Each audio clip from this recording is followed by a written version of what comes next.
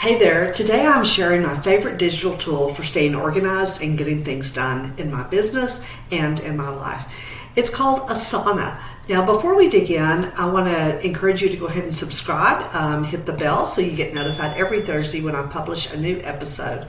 And if you're new here, I want to introduce myself. I'm Kathy Schneider, and I've been an online entrepreneur since 2001, helping solopreneurs elevate your game with streamlined workflows and organized habits to maximize your productivity, because I'm all about helping you spend more time doing the things you enjoy, the people you love, and not falling into that trap that so many of us do as entrepreneurs, where we're working every day 24/7, right?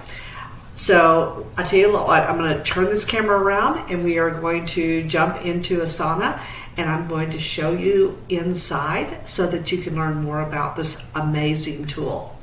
Okay, now let me show you how you're going to actually sign up for Asana. So we're over here on Asana. These are actually screenshots because I'm going to make it super simple for you. So what I want you to do is go to asana.com and you're going to click in the right-hand corner on Get Started, right? And then the next step is you're going to pick your plan. And I've got good news for you. More than likely, the basic, which is free, will be the plan that will work for you. I used the free plan for over a year. And so definitely I would start there. No credit card required. So super simple. Pick your plan and then just click Get Started. You can always upgrade later if you find there are some features that you want. But most of the things that I'm going to be sharing with you are available in the free plan. So once you actually pick that, the next step is going to be to enter your email. And Asana is going to recommend that you use an email that's connected to a domain. So for instance, mine is Kathy@kathyschneider.com. Now, if you don't have a domain email, that's okay. Again, I started out with a Gmail email, and that was perfectly fine. As you grow a team, you definitely will want, I think most people, I'll put it this way, most people, once you start growing a team, and this would be other people working with you to grow, excuse me, to build your business, then you will probably want to go with a domain email. Although there again, for a while, we did not do that, or I did not do that, okay? And I don't have a team, but yet I still am using, I like some of the benefits that are associated with having that domain email.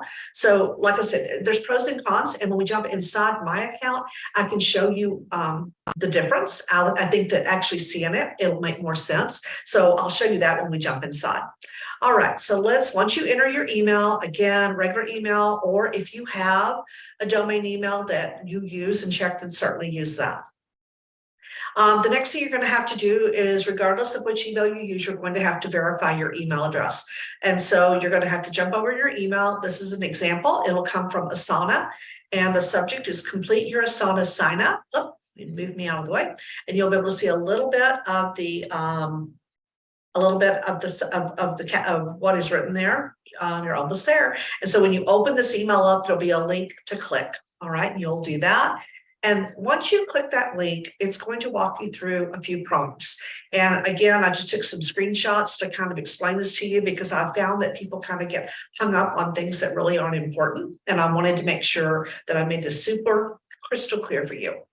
So what you want to do is enter your full name, enter your password, and then it's going to ask you what kind of work you do.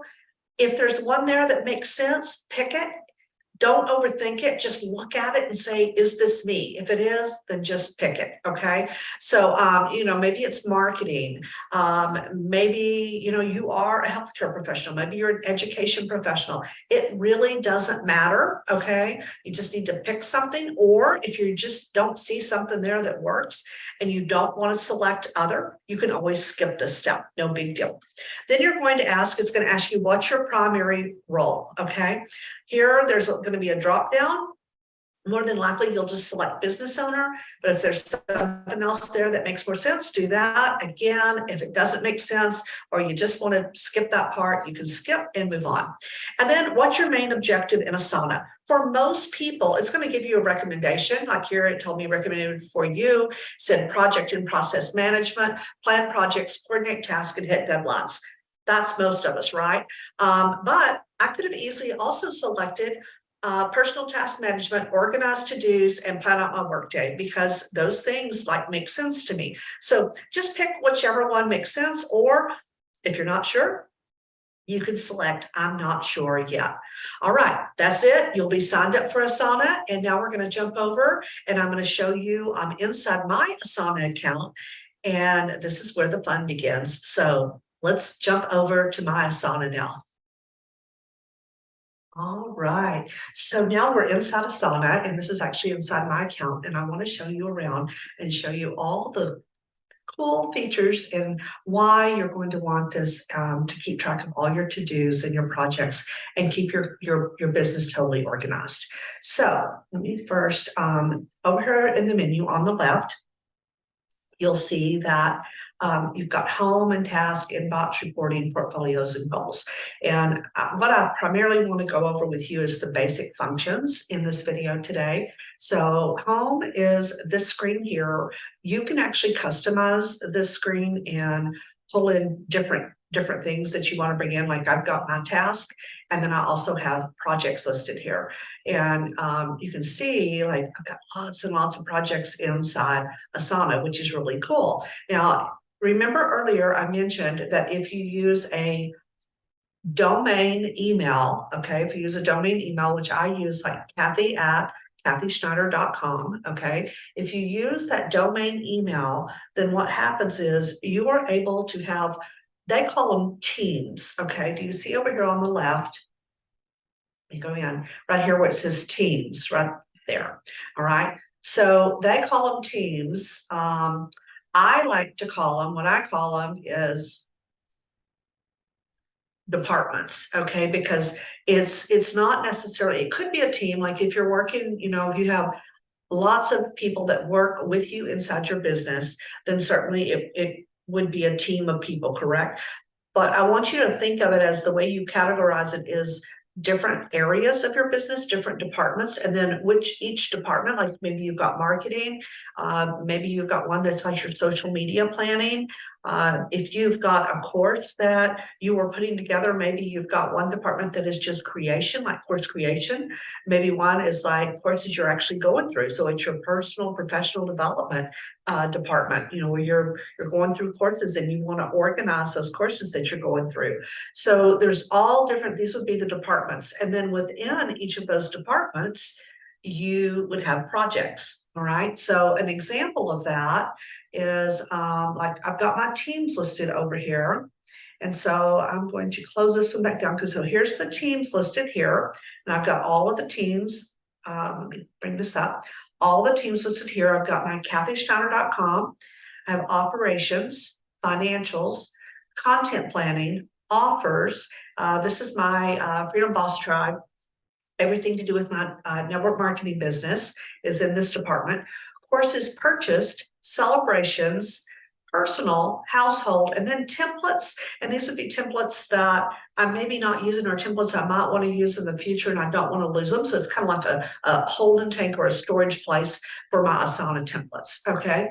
So these are my different departments. And then within those departments, I have projects, or within these teams, I have projects.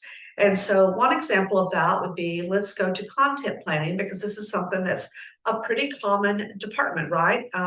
Most all of us in that we're in with an online business, we have things that we have to do that when it comes to social media.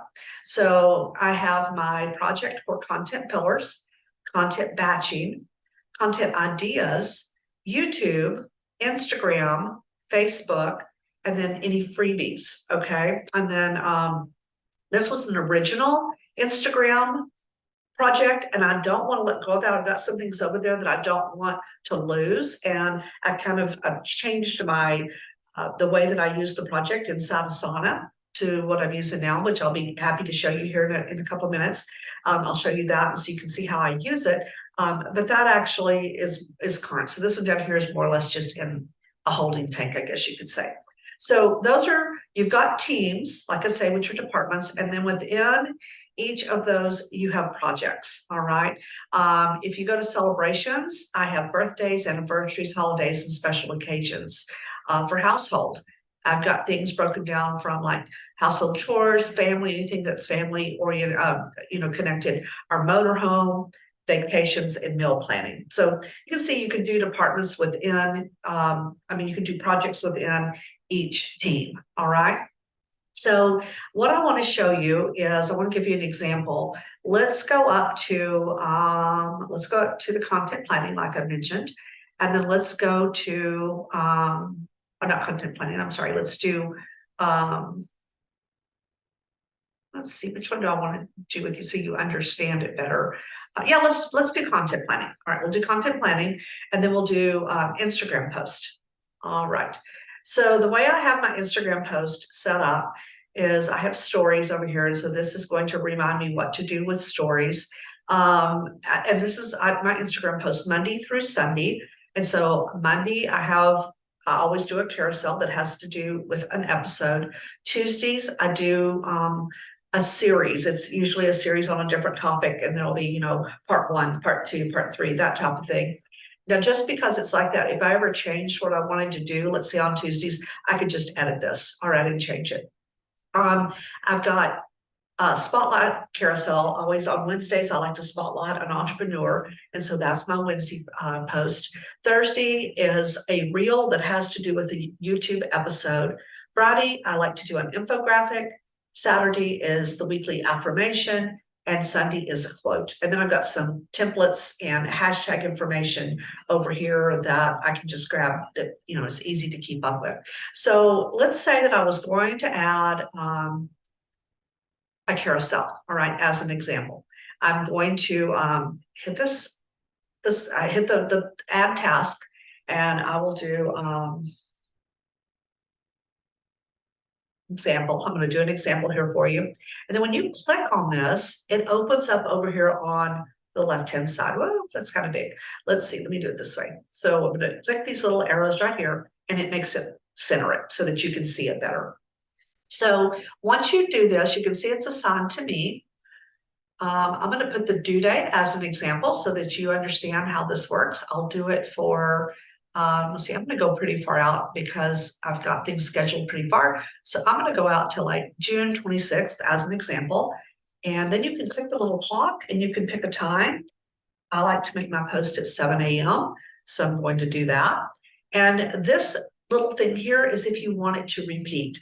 So if this, being a social media post, this particular one is not going to repeat, correct? So I'm not going to repeat it because I wouldn't post the exact same thing every week after week. But if I wanted this to repeat, then I could pick weekly, you can pick daily, you can pick monthly, yearly, or periodically, or you can do a custom, where with the custom, you can pick by the week or the month, and then you pick the number of time, how far out, okay? So that is an option. And then, so I've got the date here, I've got this. The description here, you can type in whatever you want there. Your description would go here. I like to put my caption in here. So when I'm doing my social media planning, I will put my caption in this section. For my reels, this is really a cool thing down here at the bottom where it's got the question. When I do a reel, and I find an audio that works for it, I will put the link to that audio in down here in the question area and then hit comment. So let's just say that this is a link to an IG audio, okay, or a sound, and I'm going to click that. So you can see that it shows up right there, all right? But it would show up as a clickable link. So from my phone, I could easily go to that audio, and I know that it's connected and associated with this particular post, if this were a reel, as an example, okay? So this is, and then you can even do subtask. So instead of typing this out with the subtask, I'm gonna go and show you an example of one of mine. And then if you decide to get rid of it, you just click here and hit delete task. All right, so let me show you an example. Let's see, we'll just click on this one. And this is a post that's going to happen on May 15th. So I'm gonna click on it. And you can see I've already got in here kind of more or less a template for a portion of the caption, all right? Up here, of course, I would write the rest of the caption, but then I want them to drop something in the comments, or this is my call to action right here. All right, so I can use that. It's got my hashtags in it. And then the subtask down here, you can see I'm going to outline. I'm going to create it in Canva, which would be the actual creation of the post. Write the caption and hashtag. I've got that in here partly, but I want to double check the hashtags, right? Make sure these are the hashtags I want to use with that post. Schedule it in Planly. And then I like to boost my carousels on Mondays for a few days. And the ones that get good traction are the ones I will, use in future advertising on Instagram. All right, so that's kind of how I do that kind of post. And the cool thing about this that I want to show you that's so neat is like if I took this post as an example, I click these three little dots and I duplicate the task and I want it to be assigned to me. You can pick which things you want to duplicate. I'm going to go ahead and even duplicate the due date, and then I'm going to hit create task. Now it's going to pop up right here below. You see it came up here. So I open it. And what's so cool about this is it's got it assigned to me. Everything's assigned to me. The date's the same. Everything's the same, but all the subtasks are there. Plus this portion of my caption is already there. So all I have to do is go in here and click on the date and move it to the next Monday. I'll go up here to the title, remove the duplicate part, and then right here, I would put whatever the name of my post is there. Okay, the title. And then it's ready to go. And so you've got it in here. It's already assigned. And the cool thing is you can look at it as a board view like this. You can look at it like a list view if you prefer a list over the board. You can look at it as a calendar view, which is really cool because with some of your tasks, there's things that looking at it on the calendar is nice. So you can see I've got, my social media planned out for a bit, and all of that's in here very, very easily to look at.